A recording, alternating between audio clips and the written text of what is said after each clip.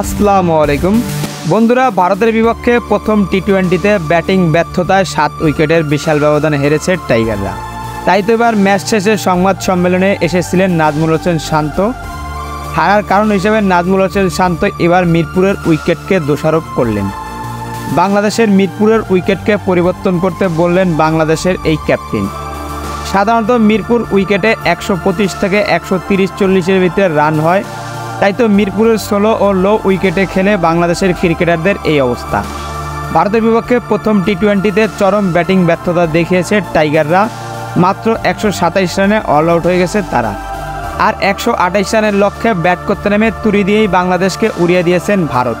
কেননা মাত্র 11 ওভার 5 বল খেলে 132 রান করে 7 উইকেটের বিশাল জয় পেয়েছে সূর্যকুমার যাদবের দল।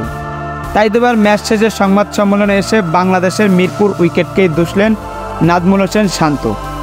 বাংলাদেশের মিরপুর ক্রিকেট স্টেডিয়ামে সবসময় টি-20 খেলা হলে 130 থেকে 140-এর বেশি রান করতে পারে না যে কোনো দল।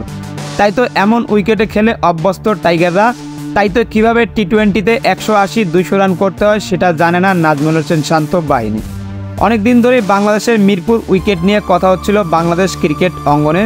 শ্রীলঙ্কান পিস কিরোটারকে নিয়ে অনেক দিন ধরেই কথা উঠছে ক্রিকেট অঙ্গনে। তবে এবার সেই গামিনীর হয়তো চাকরি হারাতে পারেন, কেননা এবার নাজমুল হোসেন শান্ত পরিষ্কার জানিয়ে দিলেন বাংলাদেশের এমন ব্যাটিং ব্যর্থতার কারণ মিরপুরের উইকেট।